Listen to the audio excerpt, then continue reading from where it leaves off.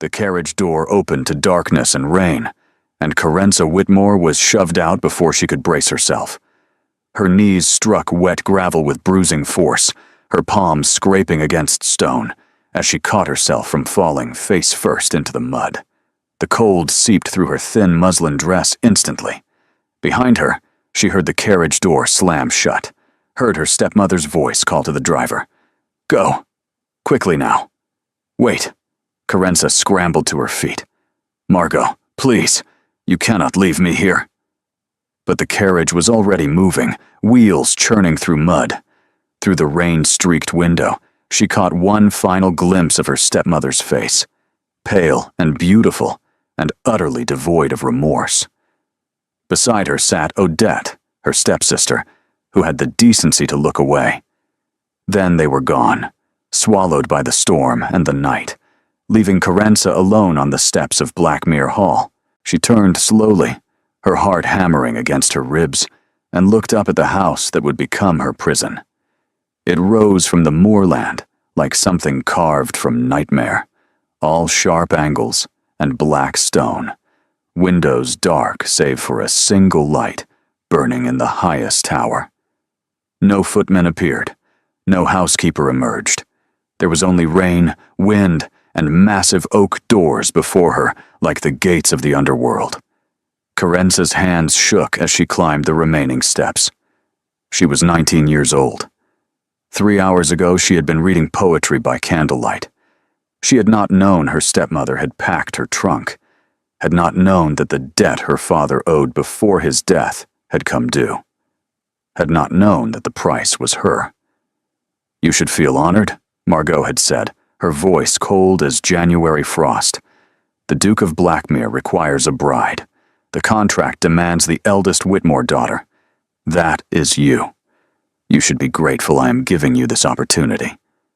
Grateful to be traded like livestock, to be given to a man known throughout the county as the Reclusive of Blackmere, a duke who had not been seen in society for 7 years, whose servants spoke of him in whispers, whose name made even hardened men cross themselves."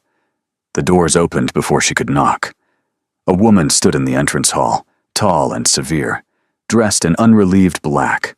Her silver hair was pulled back so tightly, it seemed to stretch the skin of her face, and her eyes, pale gray and sharp as broken glass, swept over Carenza with clinical assessment. "You are late," the woman said. "His Grace expected you an hour ago." The roads were flooded. "Excuses." The woman stepped aside, gesturing curtly. "I am Mrs. Creed, the housekeeper. You will speak only when spoken to. You will not wander after dark. You will not enter the East Wing. Is that clear?" Carenza's chin lifted despite her fear, despite the cold water dripping from her hair into her eyes. "I was not informed there would be rules." "There are always rules, girl. You simply have not learned them yet." Mrs. Creed's lips thinned into something that might have been a smile on a warmer face. "Leave your trunk there. Someone will collect it. Follow me." The entrance hall was cavernous, lit by candles struggling against the darkness. Portraits lined the walls, generations of Ashford ancestors, with stark features and watchful eyes. They climbed staircases, turned down corridors, until Carenza lost all sense of direction. The carpets were worn, the wallpaper peeled. Whatever wealth this family once possessed had been spent elsewhere. Finally, Mrs. Creed stopped before a door of carved mahogany, its surface etched with ravens in flight. She knocked twice, sharply. "Enter." The voice from within was low, rough, like gravel dragged across stone. Mrs. Creed opened the door and stepped aside. "Miss Whitmore," she announced, as requested. Then she was gone, her footsteps retreating down the corridor, leaving Carenza alone on the threshold of a room she could not see into, facing a voice that belonged to a man she had been given to without her consent. "Are you going to stand there all night?" The voice again, tinged now with something that might have been amusement or irritation. "Or do you require a written invitation?" Carenza stepped through the doorway. The room was a study, lined floor to ceiling with books, a fire roaring in the hearth, despite the warmth of the summer storm. Heavy curtains blocked the windows, and there, seated behind a massive desk with his back to the flames, sat the Duke of Blackmere. She had expected a monster. The village rumors had prepared her for scars, for deformity, for some physical horror that explained his isolation. What she found was worse. Kaylin Ashford was beautiful. Dark hair swept back from a face of angular perfection, sharp cheekbones, a jaw that could have been carved from marble. But his eyes, when they met hers, were the color of a frozen lake in winter, and just as cold, just as empty. He studied her the way a collector might study an insect pinned beneath glass. "You're smaller than I expected," he said finally, "and wetter. Did Margot throw you from the carriage into a ditch?" "Almost." Carenza's voice came out steadier than she felt. "She threw me onto your doorstep in the rain instead." Something flickered in those frozen depths. "Charming woman. Your stepmother. I can see why your father married her." He rose from his chair, and Carenza's breath caught. He was tall, well over 6 feet, and he moved with the controlled grace of a predator. "I suppose you want to know why you're here. I know why I'm here, to pay my father's debt. Do you?" He circled the desk, coming closer, close enough that she could smell wood smoke, and something darker, something almost like grief. "And what exactly do you think that payment entails?" Before she could answer, a door slammed somewhere deep in the house, and a voice, high and hysterical, echoed through the halls. The Duke's expression shuddered instantly, all trace of dark amusement vanishing. "That," he said quietly, "is a conversation we will finish later. Mrs. Creed will show you to your rooms." He strode past her toward the door. "Do not wander tonight, Miss Whitmore. Some debts are more complicated than gold." Then he was gone, leaving Carenza alone in the firelit study with the echo of that scream still ringing in her ears. What had her stepmother sent her into? Sleep did not come that night. Carenza lay in a bed far too large for her, in a room far too grand for a debtor's offering, and listened to the house breathe around her. Blackmere Hall creaked and groaned like a living thing, its bones settling in the darkness, its walls holding secrets she could not begin to fathom. The scream she had heard did not repeat, but the silence that followed was somehow worse. At dawn, pale light revealed her prison. The room was beautiful in a faded way, dusty rose wallpaper and furniture that had once been expensive. A wardrobe held 3 dresses that had been hung there while she slept, fabrics finer than anything she had ever owned. Someone had been in her room. The thought made her skin crawl. A knock at the door made her jump. "Miss." A young maid entered, round-faced and nervous, carrying a tray laden with tea and toast and a small pot of honey. "Mrs. Creed says you're to breakfast in your room this morning. His Grace is occupied." "Occupied with what?" The maid's eyes darted sideways. "I wouldn't know, miss. What is your name?" "Pippa, miss." "Pippa." Carenza sat up, drawing the blankets around her. "That scream last night. What was it?" The tray trembled in Pippa's hands. "I didn't hear any scream, miss." "I did. It sounded like a woman. Or a child. I wouldn't know about that." Pippa set the tray down so quickly tea sloshed over the rim of the cup. "Mrs. Creed says you're to rest today. Tomorrow His Grace will see you properly."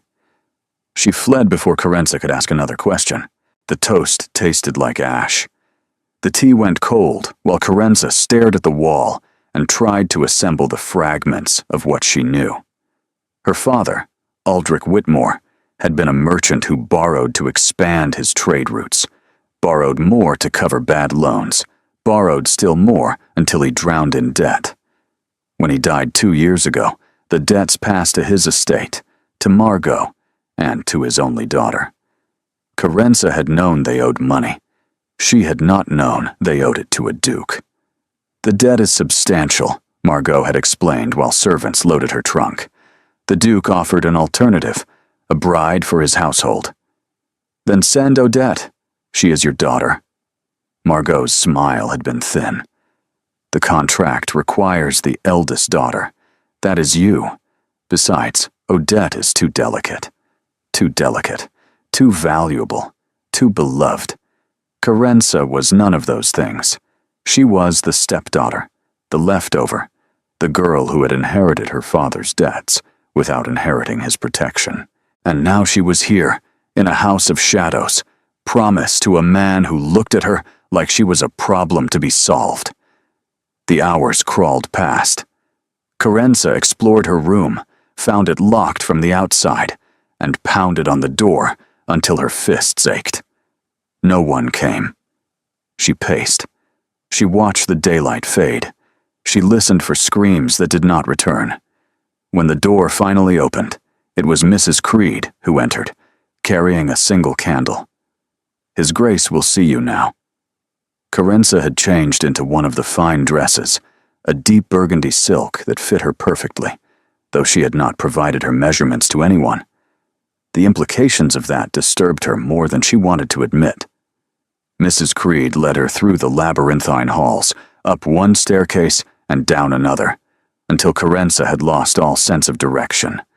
Finally, they stopped before a door she recognized, the same carved mahogany, the same ravens in flight. "You have questions, Mrs." Creed said quietly, not looking at her. "Advice. Do not ask them all at once. His Grace does not respond well to interrogation." "And if I demand answers anyway?" Mrs. Creed's pale eyes met hers.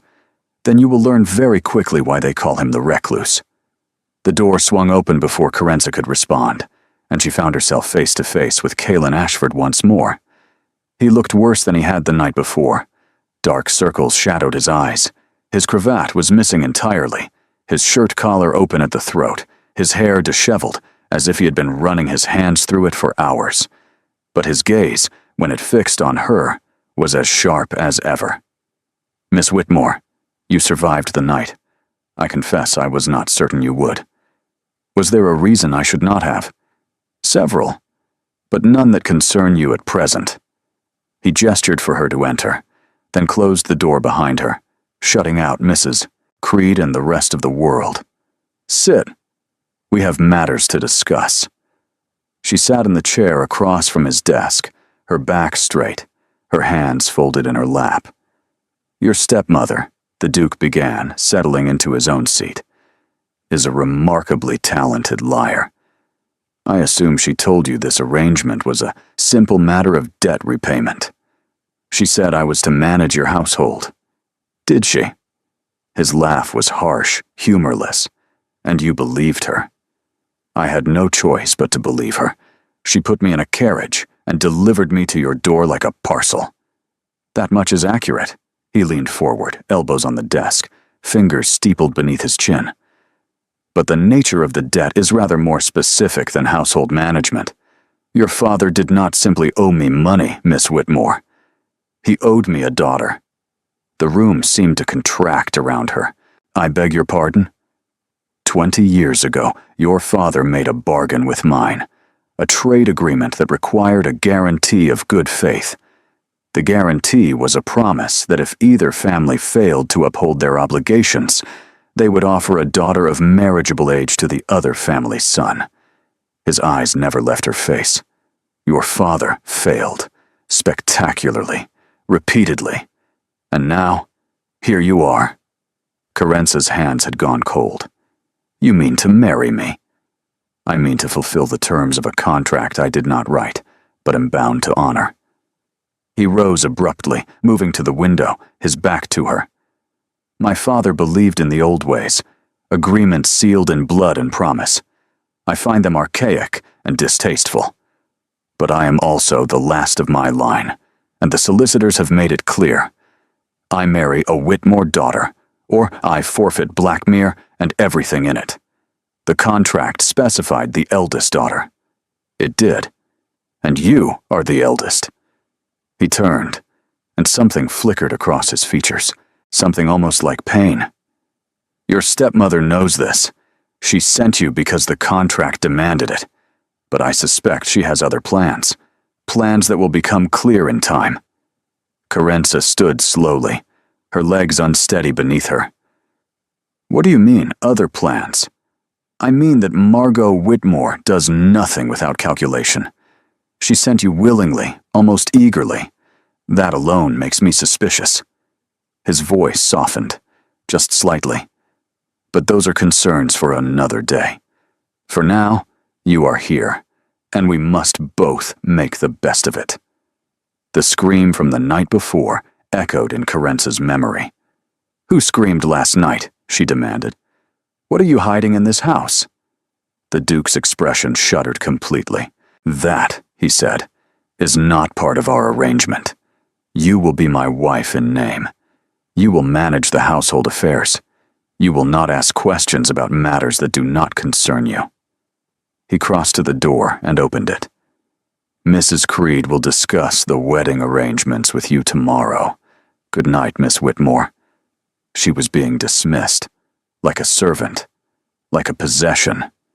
Carenza walked to the door, then stopped, turning to face him one final time. "I did not choose to come here," she said quietly. "I did not choose this debt, or this contract, or you. But if you think I will simply accept whatever crumbs of information you decide to offer, you have severely underestimated me." Something stirred in his glacial gaze. Surprise, perhaps, or interest.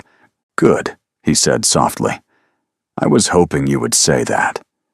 The door closed between them, and Carenza was left alone in the dark hallway, with more questions than answers, and the growing certainty that her stepmother had not simply abandoned her.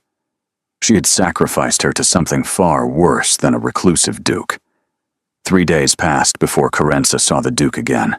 3 days of wandering the permitted halls of Blackmere, of taking meals alone in the morning room, of asking questions that servants refused to answer.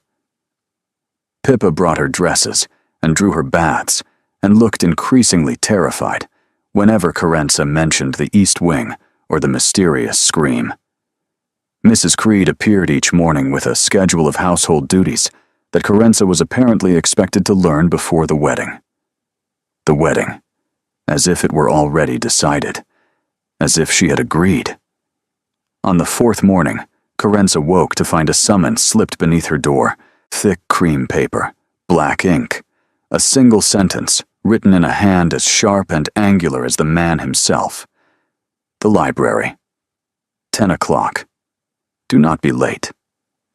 She arrived at 9:45 because she refused to give him the satisfaction of catching her unprepared.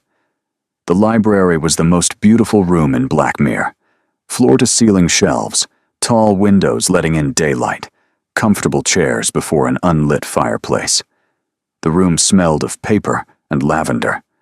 The Duke was already there, standing by one of the windows with a book in his hands. He did not look up when she entered.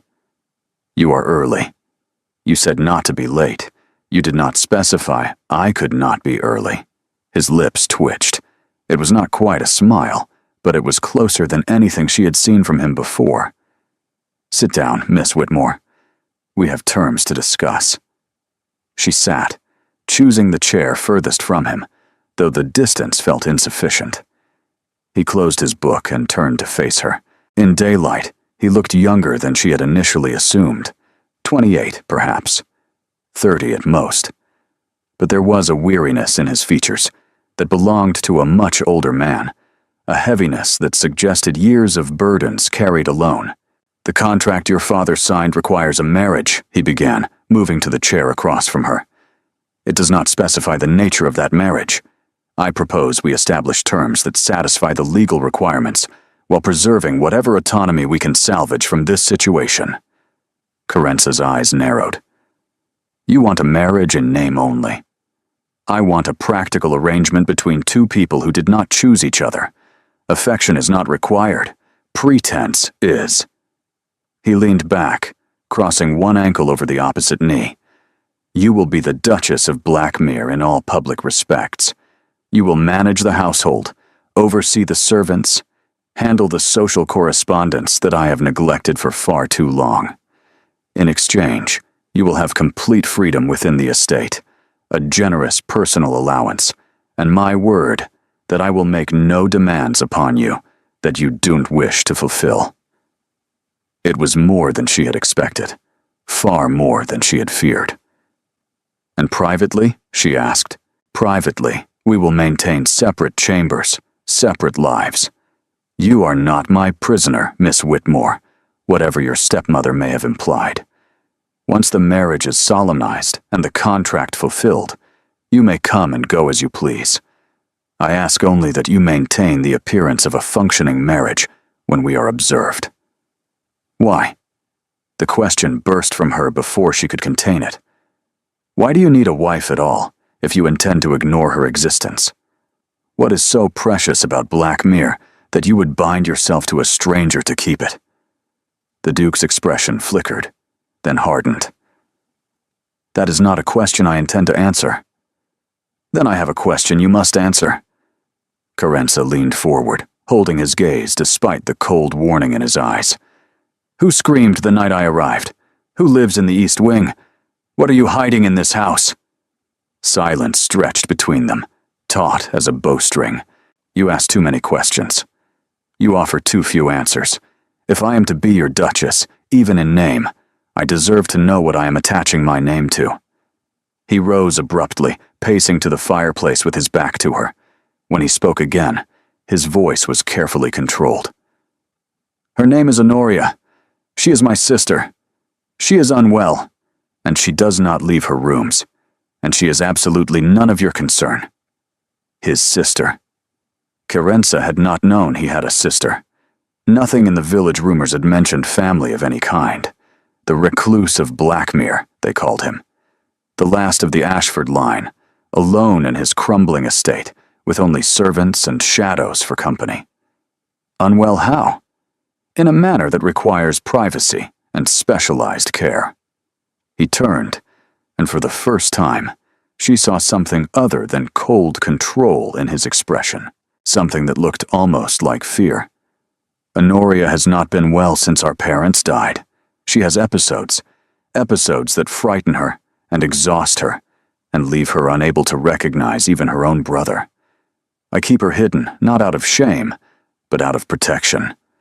The world is not kind to women whose minds work differently than expected." The confession hung in the air between them, raw and unexpected. "I am sorry," Carenza said quietly. "I did not know." "No one knows. That is rather the point." He returned to his chair, suddenly looking exhausted.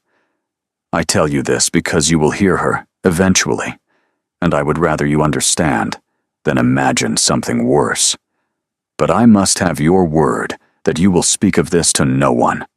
If society learned that the Duke of Blackmere keeps a mad sister locked in his East Wing, the gossip alone would destroy what little remains of our family's reputation." "She is not mad," Carenza said sharply. "She is ill. There is a difference." Something thawed in his expression. Surprise, perhaps, or gratitude. "Yes," he said slowly. "There is." The tension in the room eased, just slightly, though Carenza remained wary. One honest answer did not erase all her questions, but it was a beginning. "I have conditions of my own," she said. "If we are to negotiate, then negotiate we shall." The Duke inclined his head. "I'm listening. First, I want letters sent to my family. Not to Margot, she has made her feelings perfectly clear, but to my father's sister, my Aunt Bellamy, who lives in the north. She doesn't know what has happened to me. She deserves to be informed." "Granted." "Second, I want access to all parts of the house, not Honoria's private chambers. I understand the need for her peace, but I will not be confined to approved hallways like a well-behaved ghost. If I am to be mistress of this estate, I will know it fully." A pause. Then, reluctantly, "Granted. with the exception of Honoria's wing during her episodes. Third, Carenza held his gaze directly. When this marriage ends, however it ends, I want independence. Not a return to Margot's household. Not a quiet retirement to some distant property, where I will be forgotten. I want funds sufficient to establish my own life, and connections sufficient to ensure I am not ruined by association with you. The Duke's expression was unreadable. You assume this marriage will end. All arrangements end, Your Grace. I simply wish to ensure I survive this one. For a long moment he said nothing. Then he extended his hand across the space between them. Your conditions are accepted, Miss Whitmore. Do we have an agreement? Carenza looked at his hand, elegant and steady, offered without hesitation. She thought of her stepmother's cold smile, of Odette's averted eyes, of the carriage disappearing into the rain. She thought of the scream in the darkness, and the sister she had not known existed, and the man before her, who was perhaps not the monster the village whispered about, but something far more complicated. She took his hand. We have an agreement. His grip was warm, firm, briefer than expected. He released her and stood in one fluid motion. The wedding will take place in 3 weeks. Mrs. Creed will handle the arrangements. I suggest you use the time to familiarize yourself with the household accounts. He moved toward the door, then paused. And Miss Whitmore? Yes? Whatever you may think of me, whatever rumors you have heard, I am not your enemy. His grip tightened on hers with unexpected intensity. Your stepmother is. Remember that. He left before she could respond, and Carenza sat alone in the library, surrounded by books and dust and the echo of his words. Her stepmother was her enemy. That much she had already known. What she had not expected was the possibility that the Duke of Blackmere might one day become her ally, or something more dangerous still. The weeks that followed were an education in contradictions. Blackmere Hall was crumbling and magnificent in equal measure.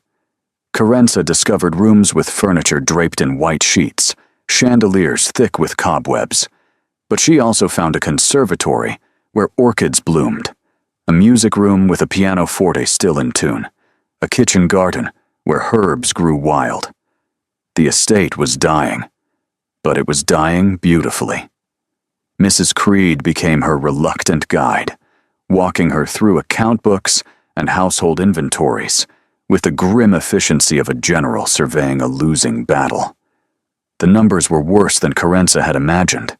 Blackmere had been bleeding money for years, its income from tenant farms barely covering the costs of basic maintenance. The servants' wages were 3 months in arrears. The roof leaked in 17 places. The eastern tower, where Honoria lived, required constant repairs that consumed whatever surplus the estate managed to produce. His Grace's father believed in appearance over substance, Mrs. Creed explained one afternoon, her thin lips pressed together in disapproval. Grand parties, expensive horses, investments that never materialized. When he died, he left nothing but debts and obligations. And His Grace has been trying to repair the damage ever since. His Grace has been trying to keep this family from complete ruin. Mrs. Creed's pale eyes met hers. He has sold paintings, furniture, his mother's jewelry. He dismissed half the staff 5 years ago. He has not purchased new clothing for himself in 3 years. Everything he has goes to maintaining what remains and caring for Lady Honoria. The revelation altered something in Carenza's understanding. She had assumed the Duke's reclusiveness was a choice, an aristocratic eccentricity. Now she understood it was a necessity. He could not afford to participate in society. He could not afford to be seen. Why did he agree to marry, then? Carenza asked. If money is so scarce, a wife is an additional expense. Because without a wife, he loses everything. Mrs. Creed closed the account book with a decisive snap.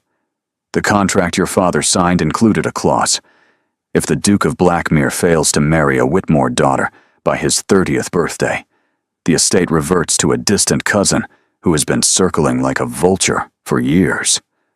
Lord Pemberton, a man who would sell Blackmere for parts and turn Lady Honoria out into the street. Carenza's blood ran cold.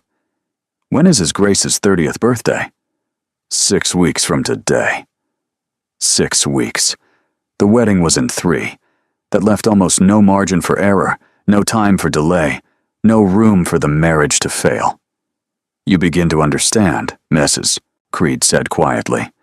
This is not a game, Miss Whitmore. This is survival. That evening, Carenza wandered the permitted halls with new eyes. She noticed the careful repairs where wood had rotted, the strategic placement of furniture to hide water stains, the way candles were rationed so carefully that entire wings remained dark after sunset. She noticed, too, the small touches that suggested someone still cared. Fresh flowers in the entrance hall, polished brass on the door handles, clean windows in the rooms that were actually used. Someone was fighting to keep Blackmere alive, and that someone wasn't doing it alone. She found the Duke in the library again, bent over correspondence by candlelight, his face drawn with exhaustion. He did not look up when she entered. Mrs. Creed told me about Lord Pemberton, she said without preamble. She told me about the clause in the contract. His pen stilled. Did she? Why did you not tell me yourself? That you needed this marriage to save your home, your sister, everything you have left. Would it have changed your answer? Carenza considered. No, I had no choice regardless.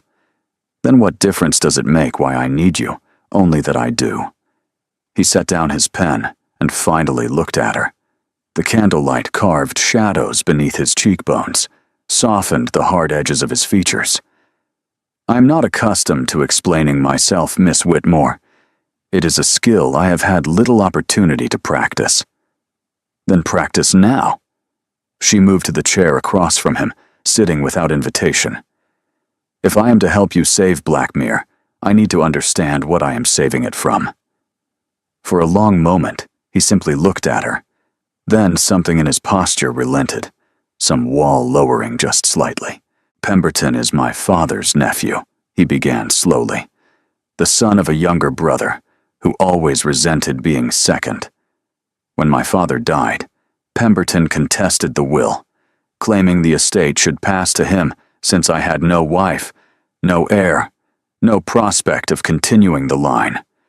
The courts ruled in my favor, but only on the condition that I marry by 30. A safeguard, they called it. A guarantee that Blackmere would not die with me. And Pemberton has been waiting ever since. Waiting. Watching. Spreading rumors about my sanity, my seclusion, my fitness to hold the title. His jaw tightened. The whispers in the village about the recluse of Blackmere, those did not arise organically. Pemberton has been cultivating them for years, preparing the ground for my failure. Carenza thought of the fear she had seen in Pippa's eyes, the way villagers had crossed themselves when her carriage passed. Calculated cruelty, designed to isolate. Then we will not fail, she said firmly. We will marry, and you will keep your home, and Lord Pemberton can choke on his ambitions. The Duke stared at her. Then, unexpectedly, he laughed.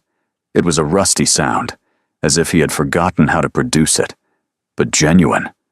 For one brief moment, the ice in his eyes thawed completely. You are not what I expected, Miss Whitmore. Neither are you. She rose, straightening her skirts. I will see you at dinner, Your Grace. We have a wedding to plan, and a vulture to disappoint. She left him there, still almost smiling, and carried that image with her into the darkened hallway. Perhaps this arrangement would not be the prison she had feared. Perhaps it might become something else entirely. The screaming began again at midnight. Carenza jolted awake, her heart pounding, the sound echoing through the walls like something from a nightmare. It was not a single scream this time, but a series of them, rising and falling, interspersed with words she could not quite make out. She was out of bed before she could think, pulling on a wrapper, grabbing a candle from the bedside table. The corridor outside her room was dark and empty, but she could hear footsteps somewhere above her, urgent and quick. She followed the sound. The east wing was forbidden.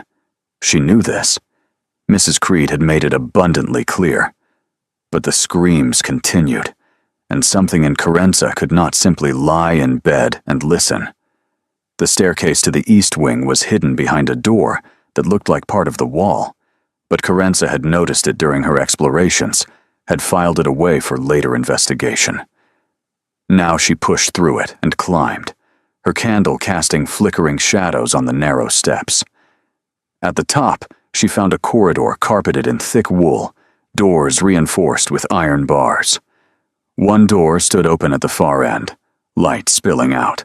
Carenza approached slowly. Inside, she found a comfortable room with a large bed, writing desk, and bookshelves. And there, in the center, the Duke knelt beside a young woman crumpled on the floor, sobbing. Honoria. She was younger than Carenza had expected, perhaps 17 or 18, with the same dark hair as her brother, but features that were softer, more delicate. Her nightgown was twisted around her legs. Her hands gripped Kaylin's arms with desperate strength. "They're coming back," Honoria gasped between sobs. "I can hear them in the walls. They're always in the walls. Make them stop, Kaylin. Please make them stop." "There is nothing in the walls." His voice was gentler than Carenza had ever heard it, patient and calm despite the anguish in his sister's grip. "You are safe, Nori. I promise you are safe." "You always say that. But they come anyway. They always come." Carenza must have made a sound, because both siblings looked up at once. Honoria's eyes went wide with terror, a fresh scream building in her throat. Kaylin's expression flashed through surprise, anger, and something that resembled shame before settling into cold fury. "I told you," he said, his voice low and dangerous, "to stay out of the East Wing." "I heard screaming. I could not simply ignore it." "You could, and you should have." He rose, placing himself between Carenza and his sister, shielding Honoria from view. "Leave. Now." But Honoria was peering around him, her sobs quieting, curiosity replacing fear. "Who is she? Kaylin, who is she? Is she one of them?" "No, Nori. She is no one. I am Carenza." She spoke directly to Honoria, ignoring the Duke's warning glare. "I am going to marry your brother. I did not mean to frighten you." Honoria blinked. "Marry? Kaylin is getting married? In 3 weeks. He did not tell me." Honoria's voice carried a note of hurt. "He never tells me anything important. He thinks I cannot understand." "That is not true," Kaylin said, his voice strained. "I was going to tell you tomorrow, when you were feeling better." "I'm feeling better now." Honoria pushed past him, approaching Carenza with the cautious curiosity of a wild animal. Up close, she was lovely despite her pallor, her eyes a warmer shade of blue than her brother's, less guarded. "You are pretty. Are you kind?" Kaylin needs someone kind. He pretends he does not, but he does. Carenza glanced at the Duke, who had closed his eyes as if in pain. "I try to be kind," she said carefully, "though I don't always succeed. That is honest. I like honest." Honoria reached out and touched Carenza's wrapper, rubbing the fabric between her fingers. "This is soft. Mrs. Creed only gives me rough things. She says soft things are impractical, but I like soft things. So do I." Honoria smiled, and for a moment, she looked entirely normal, entirely sane, just a young woman meeting her future sister-in-law for the first time. Then her expression flickered, her gaze sliding sideways toward the shadows in the corner. "They are quieter now," she whispered. "The things in the walls. They are quieter when there are more people. Perhaps you should visit me again." "Honoria." Kaylin's voice was gentle but firm. "It is time to sleep. Miss Whitmore will visit tomorrow when you are rested." Promise. Honoria looked at Carenza with sudden intensity. Promise you will come back. Carenza held her gaze without flinching. I promise. The Duke guided his sister back to bed, murmuring reassurances until her eyes closed and her breathing steadied. Only when she was truly asleep did he turn back to Carenza, gesturing sharply toward the door. In the corridor, he closed the door behind them and rounded on her. I gave you explicit instructions. You gave me rules without reasons. Now I have seen the reason for myself. Carenza refused to back down. She is not mad, Your Grace. She is frightened and lonely and possibly ill, but she is not mad. The physicians say otherwise. The physicians are not the ones living with her. You are. She stepped closer, lowering her voice. How long has she been like this? The fight seemed to drain out of him. Since our parents died. She was 11. She was in the carriage with them when it overturned. She was trapped beneath it for hours before anyone found her. Our mother died, holding her hand. Carenza's breath caught. Oh. She does not remember it. Not consciously. But something in her mind broke that day, and never healed. The physicians call it hysteria, mania, a dozen other names that mean nothing. I call it grief that has no outlet. He leaned against the wall, suddenly looking as young and lost as his sister. She has good days, sometimes weeks of good days. Then something triggers an episode, and she is back in that carriage, trapped in the dark, listening to our mother die. And you have been caring for her, alone, all this time. There is no one else. His voice was hollow. Our relatives want nothing to do with her. Society would have her committed to an asylum where she would be chained and forgotten. I am all she has. Carenza thought of her own family, of her stepmother's cold calculations, of Odette's averted eyes. She thought of what it meant to be the one who stayed, the one who carried the burden, the one who refused to abandon someone the world had already written off. Not anymore, she said quietly. Now she has me, too. The Duke looked at her for a long moment, something changing in his expression that she could not quite name. You would do that? Take on this burden that is not yours? I promised her I would return. I do not break my promises. He said nothing, but when they parted ways at the staircase, his hand brushed hers in the darkness, brief and warm. It was not quite gratitude. It was the beginning of something else entirely. The days that followed were different. Kaelin began appearing in unexpected places. In the morning room at breakfast, in the conservatory, where she tended orchids, in the library each evening, where discussions expanded from accounts into conversations about literature and philosophy. He was still guarded, still prone to retreating behind walls of cold formality when questions cut too close. But the retreats came less frequently now, and the walls seemed thinner. You played the pianoforte, Carenza observed one evening, having discovered sheet music tucked into a desk drawer with his handwriting on the margins. Quite seriously, from the look of these annotations. Kaelin's jaw tightened, but he did not deflect. My mother taught me. I have not played since she died.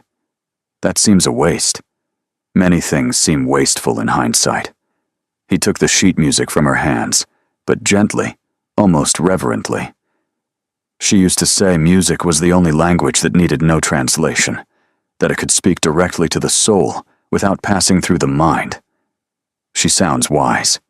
She was. Wiser than my father, certainly.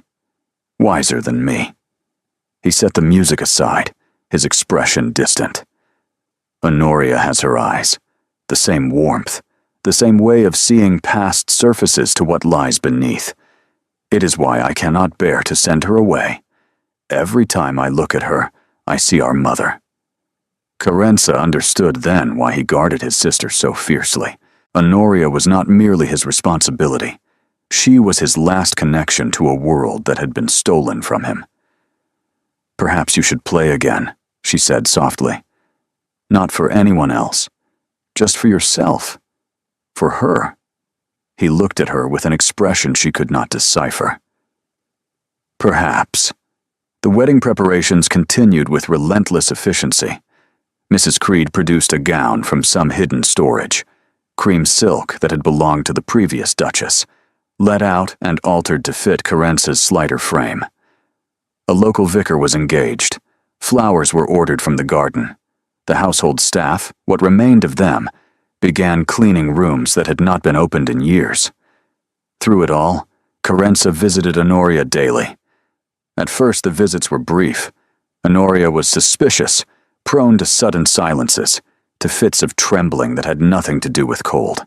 But Carence persisted, bringing books to read aloud, bringing embroidery to work on while they sat in comfortable quiet, bringing small treats from the kitchen that made Honoria's eyes light up like a child's.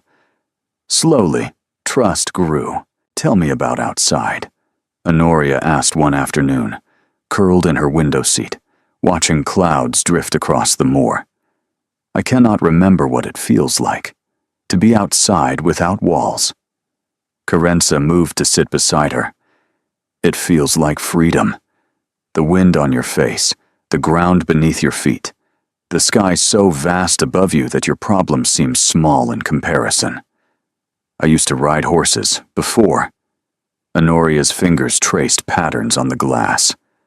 "Mother taught me. She said I had a natural seat. Father said I was reckless." A ghost of a smile. "I was reckless. I loved going fast, feeling the world blur around me. Perhaps you will ride again someday." "Kalen will not allow it. He thinks I will fall. He thinks everything will hurt me. He loves you. Fear often looks like control when love is underneath." Honoria turned to look at her, something ancient and knowing in her young eyes. "You understand him. I can tell. No one has understood him in a very long time. I'm trying to. Keep trying." Honoria took her hand, her grip surprisingly strong. "He needs someone who will not give up. Everyone gives up eventually. Promise me you will not." It was the second promise Honoria had extracted from her. Carenza wondered how many more there would be before this was over.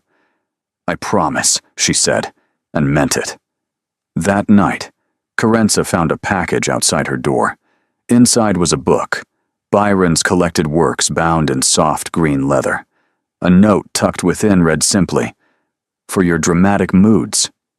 See, she held it to her chest and smiled. The following evening, she sought him out in the library.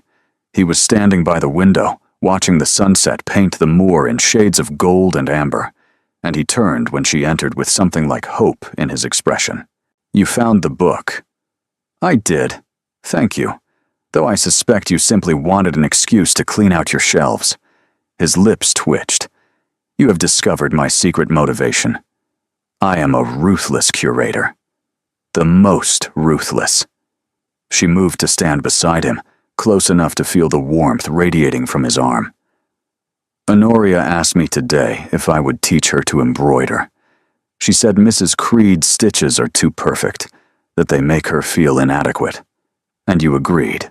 Of course, my stitches are charmingly imperfect. I will make her feel like a master craftswoman in comparison." Kalen laughed, soft and surprised, and the sound did something strange to Carence's heart. She had heard him laugh once before, but this was different. This was relaxed, unguarded, genuine. "You have changed things here," he said quietly, still looking out the window. "In barely 2 weeks, you have changed more than I managed in 7 years. I have simply asked questions and refused to accept silence as an answer. That is precisely what I mean." He turned to face her, and suddenly the space between them felt very small. "I had forgotten what it was like to have someone insist on knowing me, to push past the walls I have built. I am not certain I deserve it, but I find I am grateful nonetheless." Carence's breath caught. "You speak as though you are some kind of monster. You are not. I have been told otherwise often enough. By Pemberton. By villagers who have never met you. By a society that fears what it does not understand. She stepped closer, close enough to touch. I have met you, Kaylin. I have seen how you care for your sister, how you sacrifice everything to keep her safe. That is not monstrous. That is love. His eyes searched her face, looking for something she could not name. You use my Christian name now. We are to be married in a week. It seemed time. Carenza. Her name in his voice was a revelation.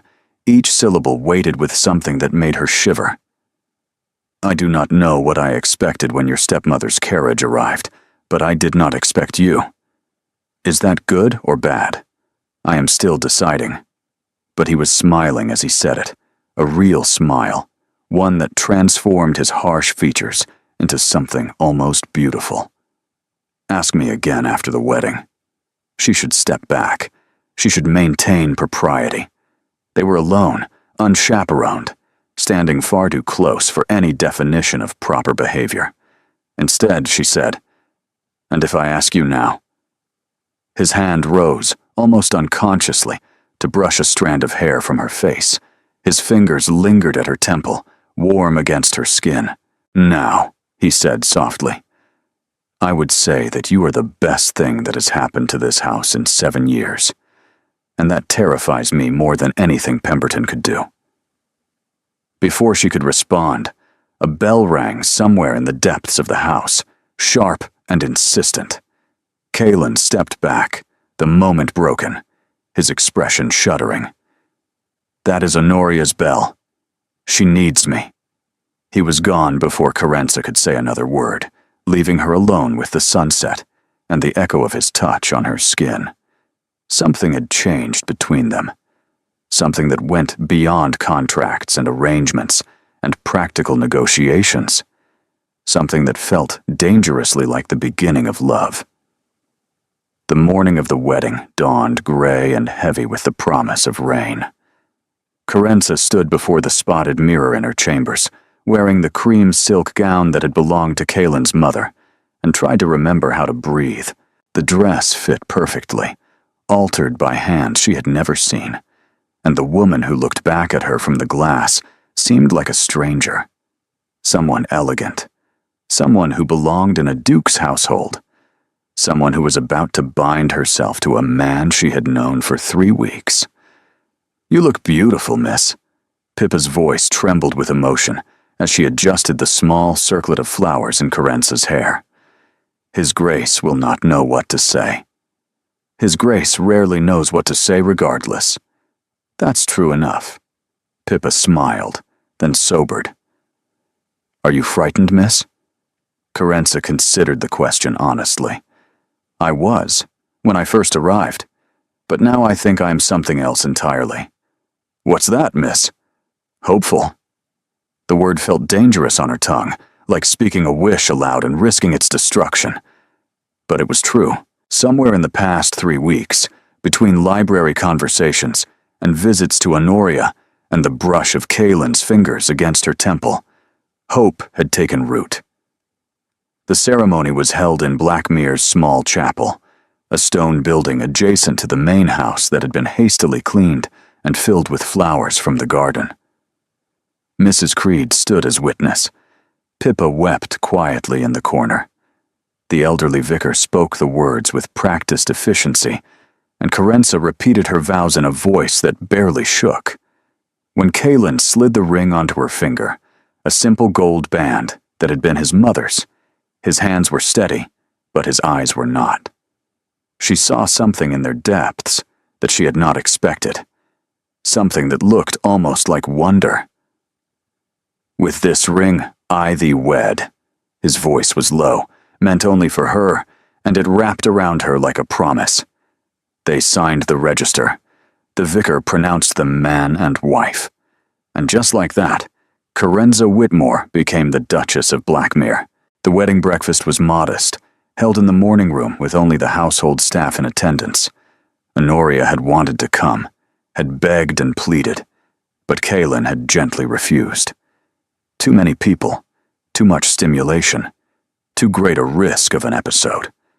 Instead, Carenza had promised to visit her immediately after, to show her the ring, to describe every detail of the ceremony. She was just rising to fulfill that promise when the front doors of Blackmere Hall crashed open. The sound echoed through the house like a thunderclap.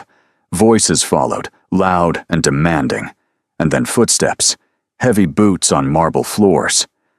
Kaylin was on his feet instantly, his expression hardening into something Carenza had not seen before, cold fury, barely contained. "Stay here," he commanded, and strode from the room. Carenza did not stay. She followed him to the entrance hall, where a scene of chaos was unfolding. 3 men stood inside the doors, rain dripping from their coats onto the polished floor. The one in front was tall and fair-haired, handsome in a way that seemed calculated, with a smile that did not reach his pale eyes. "Cousin," the word dripped with false warmth. "I heard there was to be a wedding. How devastated I was not to receive an invitation." "Pemberton." Kaylin's voice could have frozen fire. "You were not invited because you are not welcome." Such hostility. And here I thought family should celebrate together. Pemberton's gaze slid past Kaylin to where Carenza stood in the doorway. "Ah, the bride, I presume. How charming. Though I confess I expected someone more substantial. You will not speak to her." "I will speak to whomever I please. I am still a peer of the realm, cousin, whatever your delusions of authority." Pemberton stepped forward, his men flanking him like dogs awaiting command. "I came to offer my congratulations, of course, and to inform you that I have filed a formal challenge to this marriage with the courts." The air in the hall seemed to solidify. "On what grounds?" Carenza heard herself ask, her voice steadier than she felt. Pemberton's smile widened. "On the grounds that the bride is not who she claims to be. My sources indicate that Miss Carenza Whitmore is not, in fact, the eldest daughter of Aldrich Whitmore. That distinction belongs to another young woman entirely, a Miss Odette Beaumont, daughter of Aldrich's second wife by her first marriage, legally adopted into the Whitmore family before Carenza was even born." The ground seemed to give way beneath her feet. Carenza saw Kaylin's face go white, saw his hands clench into fists at his sides, saw the triumph blazing in Pemberton's pale eyes. "The contract specified the eldest daughter," Pemberton continued, savoring each word. "If your bride is not the eldest, then the contract is unfulfilled, the marriage is void, and Blackmere reverts to its rightful heir." He spread his hands in mock regret. "Me." "That is a lie," Carenza said, but even as she spoke, doubt crept in. Odette was older than her by 2 years. Margot had always treated her as the precious firstborn. Had there been an adoption? A legal arrangement Carenza had never known about? Had her stepmother planned this from the beginning? "I suggest you take your challenge to the courts and let them decide," Kaylin said, his voice like iron. "Until then, you will leave my house. Our house, soon enough." But Pemberton retreated, still smiling, his men falling into step behind him. At the door, he paused. "Enjoy your wedding night, cousin. It may be the last piece you know for quite some time." The doors closed behind him. Silence fell, thick and suffocating. Carenza could not look at Kaylin, could not bear to see the doubt that must be forming in his eyes, the suspicion that she had deceived him, that she was part of her stepmother's scheme. "I did not know," she whispered. "I swear to you, I did not know." "I believe you." She looked up, startled. He stood rigid, his jaw clenched, but his eyes when they met hers held no accusation. "Margot orchestrated this," he continued, his voice tight with controlled rage. "She sent you knowing the marriage could be challenged. She wanted Pemberton to win. The question is why?" "Because she hates me." The truth spilled out, bitter and undeniable. "She has always hated me. I reminded her that my father loved someone before her, that I existed before Odette. She wanted me gone, and she wanted you ruined, and she found a way to accomplish both. Kaelin crossed the space between them in 3 strides and took her hands in his. Then we will prove her wrong, he said fiercely. We will find the documentation. We will challenge Pemberton's claims. We will fight this together. Together. The word wrapped around her heart like armor. And if we lose, his grip tightened, then we lose together. But I do not intend to lose. Somewhere above them, a bell rang, Honoria's bell, and behind it, faintly, the sound of screaming. The wedding day was far from over. They found Honoria in the grip of her worst episode yet. She had torn her room apart, overturned furniture, shattered a mirror with her bare hands. Blood streaked her palms and her nightgown, and she huddled in the corner, rocking back and forth, whispering words that made no sense. The curtains had been ripped from their rods. Glass crunched beneath their feet as they entered. He came to the window. The man with the pale eyes. Honoria's voice was raw, scraped hollow by screaming.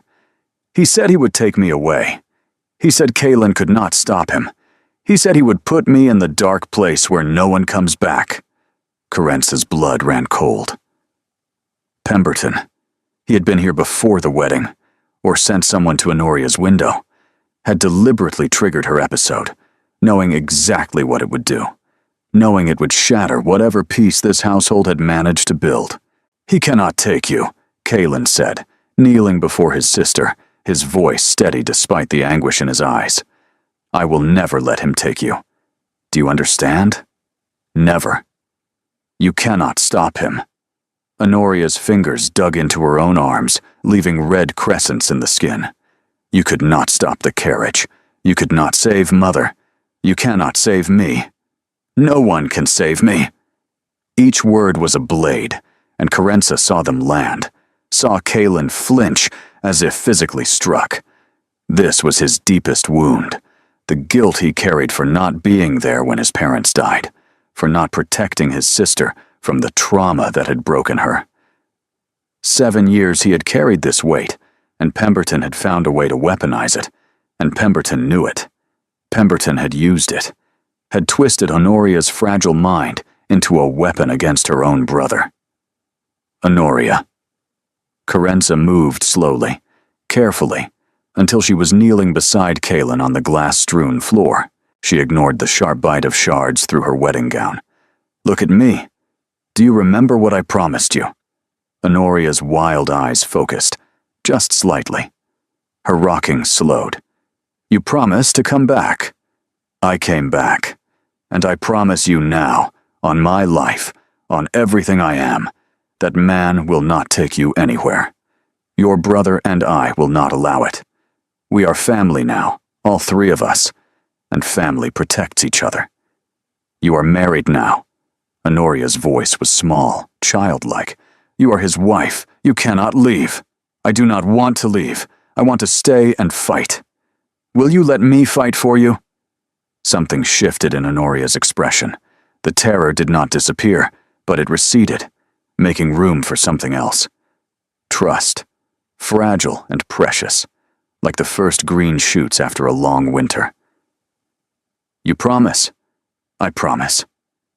Honoria reached out with her bloodied hands, and Carence took them without hesitation, ignoring the sting, focusing only on the girl who needed her. Behind her, she heard Kaelin's sharp intake of breath, heard him rise and move to gather bandages and clean water. They stayed with Honoria until dawn, cleaning her wounds, calming her fears, singing lullabies that Kaelin remembered from their mother. Mrs. Creed brought warm milk and fresh blankets. Pippa swept up the broken glass, her eyes red from crying. The household moved around them like a well-practiced machine, everyone knowing their role, everyone understanding without being told that this was not the first such night, and would not be the last. When Honoria finally slept, her bandaged hands curled beneath her chin like a child's, Carenza and Kaelin retreated to the corridor, both exhausted beyond words.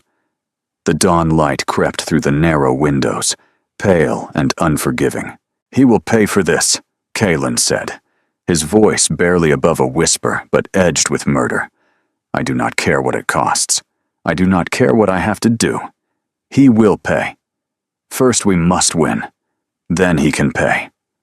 Kaelin looked at her, truly looked at her, and she saw the walls behind his eyes crumbling. "You were magnificent with her. She responds to you in ways she has never responded to me. In 7 years, I have never been able to calm her so quickly. She loves you, but she also fears disappointing you. With me, there is nothing to disappoint. I am simply here. You are not simply anything." He stepped closer, and despite the exhaustion, despite the blood on her hands and the fear in her heart, Carenza felt warmth spread through her chest. "You are extraordinary, Carenza. I do not deserve you. I do not deserve any of this." "Then earn me." The words slipped out before she could stop them, bold and challenging, and entirely improper for a woman who had been married less than 12 hours. Kaelin's eyes darkened with something that was not anger. "Is that a challenge?" "It is a promise. The same kind I made to your sister." She held his gaze without flinching. "Fight with me. Win with me. And then we will see what we deserve." He moved so quickly she barely registered it, one hand cupping her face, the other sliding around her waist, pulling her close. His lips met hers with an intensity that stole her breath, nothing gentle about it, nothing restrained. This was hunger. This was need. This was everything they had been circling around for weeks, finally given voice. When they broke apart, both gasping, his forehead rested against hers. "I will fight," he said roughly. "I will win. And then, Carenza, I will spend the rest of my life earning you." It was not a declaration of love. Not quite. But it was close enough to make her heart soar. The days that followed were a whirlwind of legal documents and frantic searches. Mrs. Creed produced old correspondence between Carenza's father and the previous Duke, letters that hinted at the original agreement, but provided no definitive proof. Kaelin sent messengers to London, to the records office, to anyone who might have documentation of the Whitmore family history. Carenza wrote to her Aunt Bellamy, begging for information, for proof, for anything that might confirm her status as eldest daughter. Through it all, Pemberton waited, smiling, confident, his challenge working its way through the courts with agonizing slowness. And then, on the 7th day, a letter arrived. It was from Margot. "My dear stepdaughter," it began, the false warmth dripping from every word. "I understand you have been seeking proof of your birthright. How touching. Unfortunately, the documents you require are in my possession, and I have no intention of surrendering them. You see, I made certain arrangements with Lord Pemberton long before your father died. Arrangements that will benefit both Odette and myself quite handsomely once Blackmere falls into his hands. You were always meant to be a sacrifice, Carenza.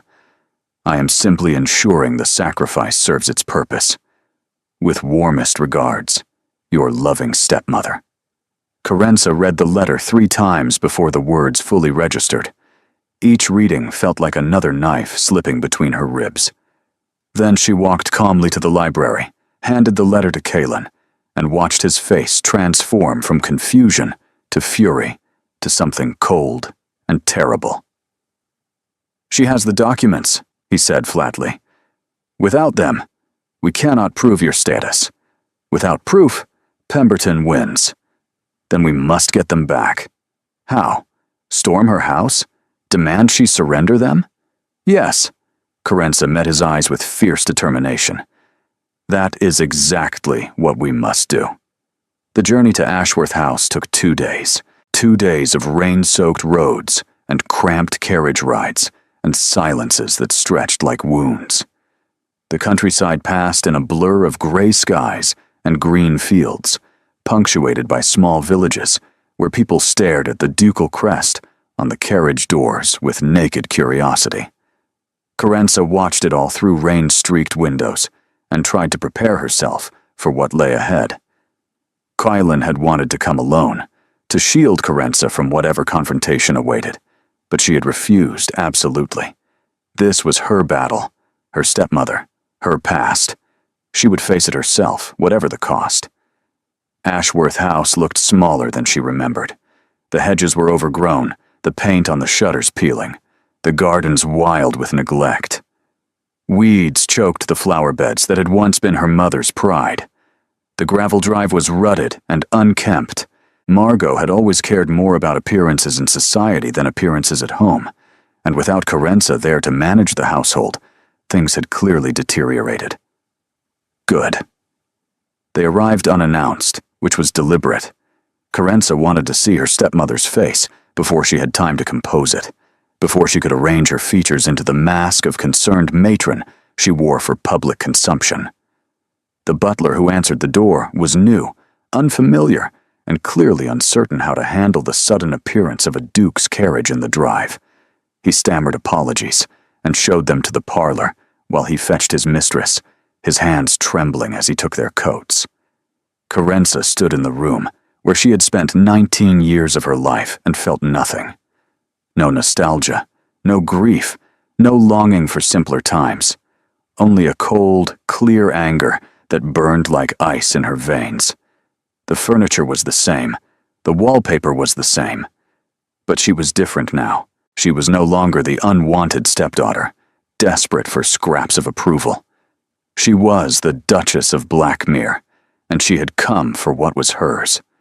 Margot swept in 10 minutes later, immaculately dressed in dark blue silk, her smile already in place. Her hair was perfectly arranged. Her jewelry was tasteful and expensive. She looked exactly as she always had, beautiful and cold, and completely in control. Odette trailed behind her, pale and silent, her eyes darting between Carenza and the floor. She wore a simple gray dress, and her hands twisted nervously in front of her. She looked, Carenza realized with a start, afraid. Carenza, darling. What an unexpected pleasure. Margot's voice was honey over poison. And you've brought your duke. How charming. Though I fear you've wasted a journey. I have nothing to discuss with either of you. You have documents, Kylan said flatly. Documents proving Carenza's status as Aldrich Whitmore's eldest daughter. You will surrender them. Will I? Margot's laugh was light, musical, completely devoid of warmth. I think not. Those documents are my insurance, Your Grace, my guarantee that this unfortunate marriage will be annulled and Blackmere will pass to its rightful owner. Pemberton is not its rightful owner. He will be. And when he is, Odette will be his duchess, and I will be secure in my position for the rest of my days. Margot's smile sharpened into something predatory. You see, Lord Pemberton and I have an understanding. He wants Blackmere. I want security for my daughter. Together, we will both achieve our goals. It's really quite elegant, don't you think? Carenza stepped forward. You sold me. You gave me to a man you believed would fail, knowing I would be ruined when the marriage collapsed. Your own stepdaughter. I gave you an opportunity. Margot's eyes were cold as chips of ice. A chance to live in luxury for a few weeks before reality intervened. Most stepdaughters in your position would be grateful. Grateful to be sacrificed. Grateful to be useful for once in your miserable life. The words landed like blows, but Carenza refused to flinch. She had spent 19 years being diminished by this woman. 19 years of small cruelties and pointed silences, of being reminded in 1,000 ways that she was less than, unwanted, an inconvenience to be endured. She would not give her the satisfaction of one more victory. Mother, Odette's voice was barely audible. Perhaps we should simply give her the documents. She is married now. What does it matter? It matters because I said it matters. Margot rounded on her daughter with sudden viciousness. Do not presume to question me, Odette. You will do as you are told, as you have always done. Or have you forgotten what happens when you disobey? Odette shrank back, and Carenza saw something she had never seen before. Fear. Real, bone-deep fear. Her stepsister was afraid of Margot, had perhaps always been afraid, hidden behind a facade of obedience and compliance. This is your last chance, Kalen said, his voice deadly quiet. Surrender the documents willingly, or I will take legal action. I will expose your arrangement with Pemberton. I will ensure every door in society closes to you permanently. Margot's smile did not waver. You have no proof of any arrangement. You have nothing but the desperate accusations of a ruined bride and her equally ruined husband. The courts will not listen. Society will not care. You have already lost your grace. You simply do not know it yet. She gestured toward the door. Now, leave my house before I have you removed. There was nothing else to say. Nothing else to do. They had come for answers and found only more questions, more obstacles, more walls between them, and the truth they needed. They left. In the carriage, Carenza sat in numb silence, watching the house disappear behind them. She had failed. They had failed. Pemberton would win, and Blackmere would fall, and Honoria would be cast out to whatever terrible fate awaited women like her. Asylum. Chains. Darkness. Death. We will find another way, Kalen said, but his voice lacked conviction. There is no other way. The tears came then, hot and bitter, streaming down her face in rivers she could not stop. She has everything, every piece of evidence, every legal document. Without them, I am no one. I am nothing. I am exactly what she always said I was. You are not nothing. His arms came around her, pulling her against his chest, holding her as if she might shatter. You are my wife. You are Honoria's protector. You are the woman who walked into my house and demanded I be better than I was. You are everything, Carenza. Everything. But everything was not enough. When they returned to Blackmere, exhausted and defeated, a messenger was waiting with news from the courts. The challenge had been accelerated. Pemberton had called in favors, greased palms, done whatever was necessary to speed the process. The final hearing would be held in 1 week. If Carenza could not prove her status by then, the marriage would be annulled, and Blackmere would be lost. That night, Carenza made a decision. She waited until the house was silent, until Kalen had retreated to his study with a bottle of whiskey and his grief, until Mrs. Creed had made her final rounds and retired. Then she packed a small bag, wrote a letter with trembling hands, and slipped out through the servants' entrance into the cold night. The letter said only this: I will not let you lose everything because of me. I am going to find proof, whatever it takes. Do not follow me. Do not search for me. If I fail, at least you will be free to marry someone who can save Blackmere. Someone who deserves you. Someone whose past will not destroy your future. I am sorry. I love you. Carenza. By the time dawn broke over the moor, she was gone. She made it as far as the crossroads before the carriage caught up with her. Carenza heard the horses first, thundering through the early morning mist, their hooves striking the packed earth like drumbeats. She knew without looking who it would be. She had known, really, from the moment she wrote that letter. Kalen Ashford was not a man who accepted defeat. He was certainly not a man who would let his wife vanish into the dawn without a fight.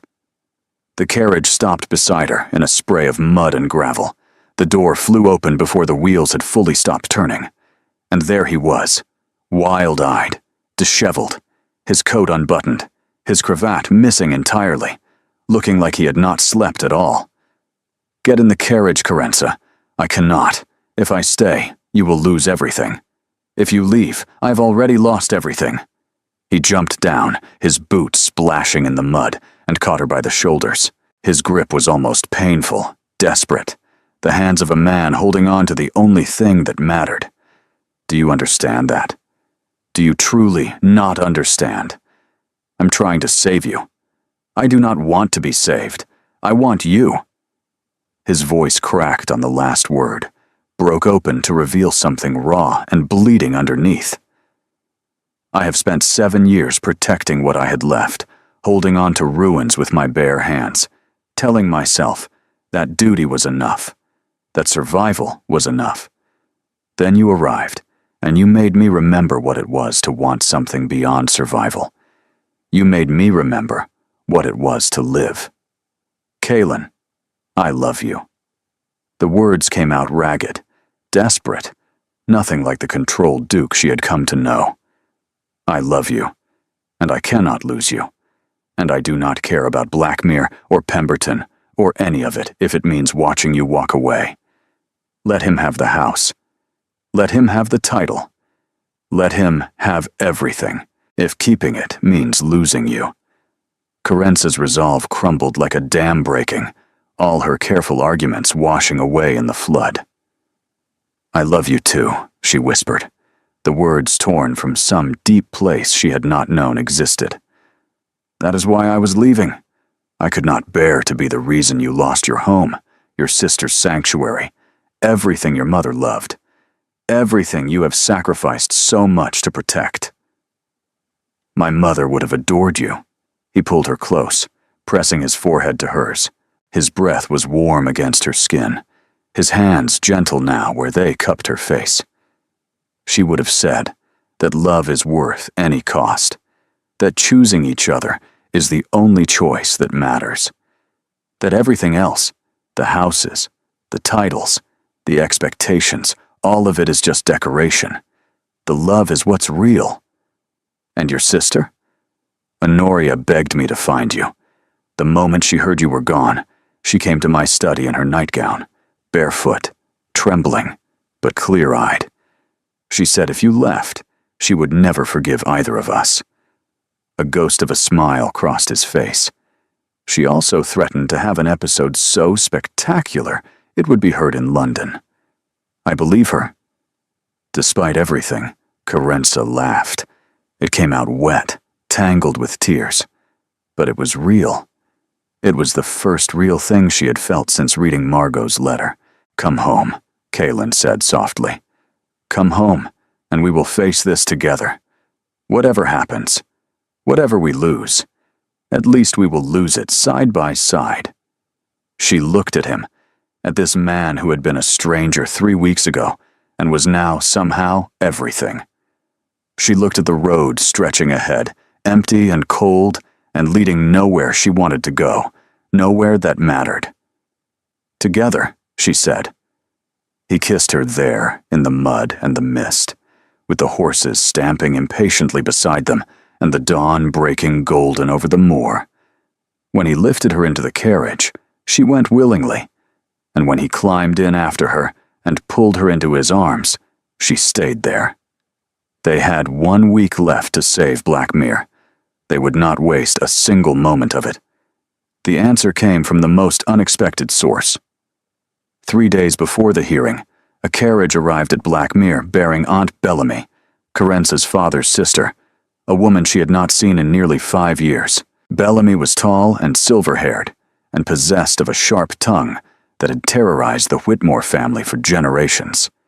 She wore practical traveling clothes and no jewelry, and she swept into the entrance hall like a general arriving to take command of a failing campaign. She was also, as it turned out, in possession of every document Carenza needed. Your father sent them to me years ago, Bellamy explained, settling into the library with a cup of tea, and the air of a woman who had been waiting for this moment her entire life. He knew what Margot was, knew she would try something eventually.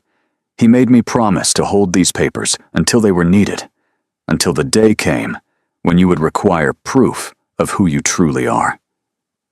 She produced a leather case, worn with age, but carefully preserved, the initials A.W., embossed in faded gold on the cover. Inside were birth certificates, baptismal records, legal documents attesting to Carenza's status as Aldrich Whitmore's firstborn child, signed and witnessed and notarized beyond any possibility of dispute. And most damning of all, a letter in Margot's own hand, written to Lord Pemberton 3 years before Aldrich's death, outlining their entire scheme. She was never subtle, Bellamy said dryly, tapping the letter with one finger. Just confident that no one would ever find proof of her machinations. She thought she had destroyed all the evidence. She did not know Aldrich had made copies, or that he had entrusted them to me.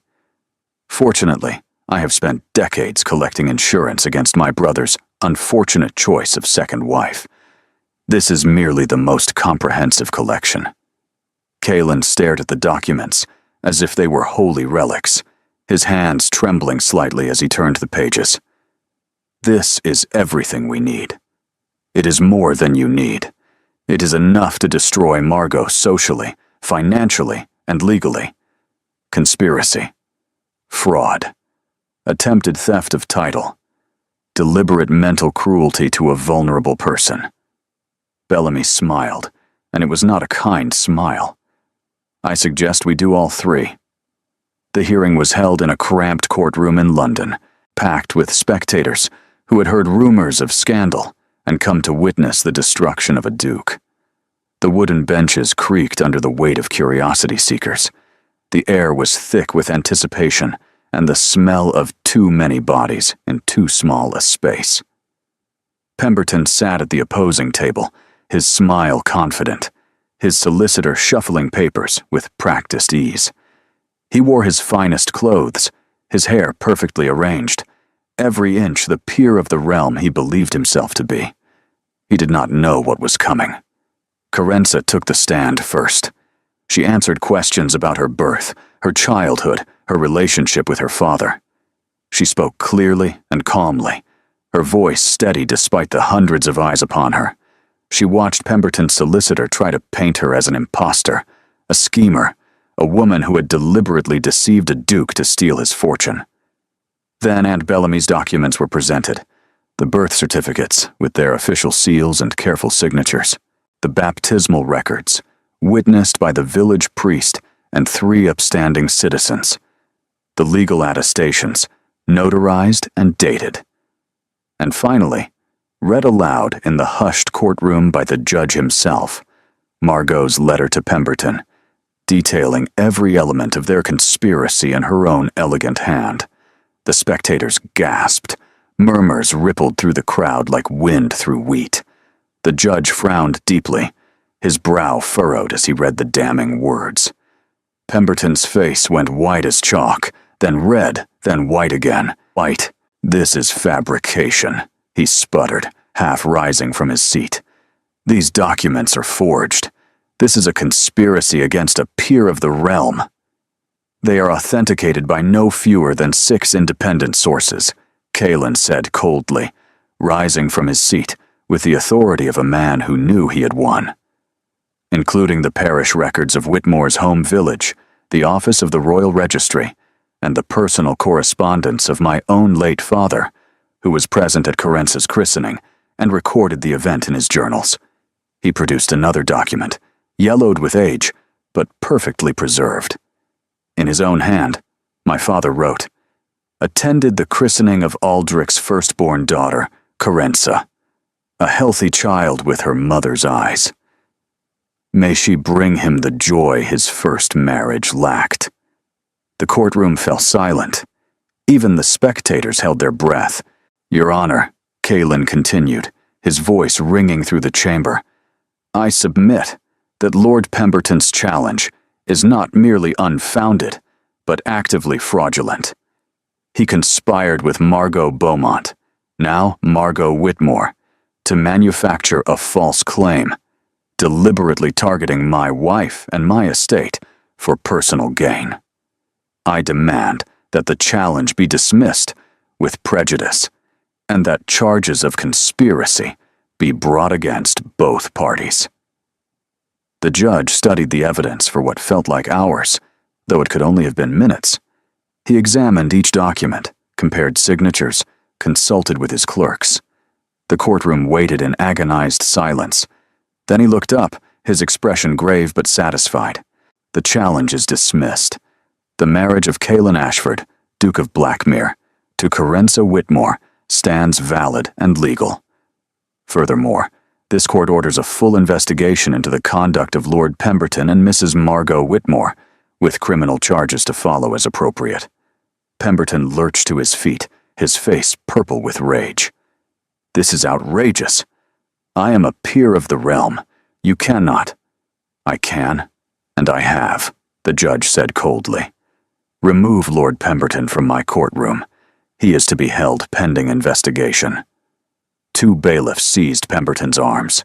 He thrashed and shouted as they dragged him toward the door, his composed facade utterly shattered, his calculated charm replaced by the snarling fury of a cornered animal. This is not over, Blackmere, he screamed. You will regret this. I will see you ruined if it is the last thing I— The door slammed shut, cutting off his threats. In the sudden silence, Carenza turned to Kaelin. He was already looking at her, his pale eyes warm for the first time since she had known him. All the ice melted away. We won, she whispered. We won. He took her hand, lifting it to his lips. Together. The return to Blackmere was a triumph. Word had spread faster than their carriage could travel, carried by messenger and gossip and the inexorable machinery of society. By the time they reached the gates, the household staff lined the drive to welcome them home, standing in neat rows despite the cold wind, their faces bright with joy and relief. Pippa was weeping openly, clutching her apron to her face. Mrs. Creed stood at the door with what might, in better lighting, have been a smile, though she would deny it to her dying day. Even the ancient groundskeeper had emerged from wherever ancient groundskeepers lurked, waving his cap in celebration like a young man at a fair. But it was Honoria who mattered most. She waited in the entrance hall, trembling with excitement, her eyes bright and clear. She wore her best dress, the blue one that Carenza had helped her alter, and she had arranged her hair herself. When Carenza entered, Honoria flew to her, wrapping her arms around her with fierce strength. You came back, she whispered. You promised, and you came back. I will always come back. Carenza held her tightly, this girl who had become her sister. That is what family does. Honoria pulled away, her gaze moving between Carenza and Kaelin. You are truly staying? Forever? Forever, Kaelin confirmed, his voice thick with emotion. She is your sister now, Nori, in every way that matters. Honoria's smile could have lit the darkest corners of Blackmere. Then we should celebrate, properly, with cake and music and dancing. She grabbed Carenza's hand, tugging her toward the music room with the enthusiasm of a child on Christmas morning. Kaelin must play. He has not played in years, but he must now. It is a celebration. Carenza looked at Kaelin, remembering their conversation about the pianoforte, about his mother's lessons, about music being a language that spoke directly to the soul. Will you? She asked softly. He hesitated. The wounds were old, the memories painful, but then he looked at his sister's hopeful face, at his wife's gentle encouragement, and something in his expression eased. Yes, he said. I will. The music room had been closed for 7 years, dust covers protecting furniture that had not been touched since the old Duchess died. But the pianoforte, when unveiled, gleamed as if it had been waiting for this moment all along. Kaelin sat at the keys, his fingers hovering over the ivory. For a long moment, he did not move. The room held its breath. Then he began to play. The melody was soft at first, hesitant, the notes tentative like a bird learning to fly again. But as the music built, something unlocked in him. His fingers found their memory, found the rhythms and harmonies that had once been as natural as breathing, and the music poured out of him like water, from a broken dam. Carenza watched tears stream down his face as he played, watched 7 years of grief and isolation pour out through the music. She watched Honoria sway beside her, eyes closed, lost in a peace she rarely found. This was what healing looked like. Not a single moment of transformation, but a gradual thawing, note by note, day by day, until what had been frozen could finally flow free. When the last chord faded into silence, no one spoke. The room held its breath. Then Honoria began to clap, and Carenza joined her, and even Mrs. Creed, standing in the doorway, brought her hands together in stiff but genuine applause. Kalen rose from the pianoforte and crossed to Carenza, pulling her into his arms without caring who watched. "Thank you," he murmured against her hair, "for making me remember who I was before everything broke, for giving me back the music, for giving me back myself." "You were always there," she whispered back. "You just needed someone to remind you." That night, after Honoria had been settled and the household had retired, Carenza and Kalen stood on the balcony outside their chambers, watching the moon rise over the moor. "What happens now?" Carenza asked. "Now we rebuild. The estate, our lives, everything." He wrapped his arms around her from behind, his chin resting on her shoulder. "It will take time. There is still much to repair. But we have time now. Yes, we have all the time in the world." She turned in his arms, facing him, memorizing the lines of his face in the moonlight. "I never expected this. When my stepmother put me in that carriage, I thought my life was ending. Instead, it was just beginning. She meant to destroy you. Instead, she gave me everything I never knew I needed." His lips curved into a smile, real and warm. "I should probably thank her, but I think I will have her arrested instead." Carenza laughed, and he caught the sound, with a kiss. 2 months later, Margot stood trial for conspiracy and fraud. She was found guilty on all counts and sentenced to 5 years in prison. Her assets seized to pay restitution. Odette, freed from her mother's control for the first time in her life, sent a letter of apology that Carenza read 3 times before setting aside. Forgiveness would take time, but the door was open. Lord Pemberton fared even worse. His title was stripped, his estates forfeited, his name erased from every social register that mattered. He died 2 years later in a debtor's prison, unmourned and unmissed. Blackmere flourished under Carenza's management. The roof was repaired, the staff properly paid, the gardens restored to their former glory. Honoria's episodes grew less frequent as she found purpose in helping tend the orchids, in learning to ride again, and slowly, carefully, rejoining the world beyond her tower. And on the anniversary of their wedding, Kalen presented Carenza with a gift. It was a portrait, commissioned in secret, showing the two of them seated in the library with Honoria between them. A family. Imperfect, unexpected, forged through trial and sacrifice, but real. Beneath the portrait, Kalen had inscribed 3 words: "Worth every storm." Carenza looked at the painting, then at her husband, then at the life she had built from the ashes of betrayal. "Yes," she said softly, tears streaming down her face. "Worth every single storm."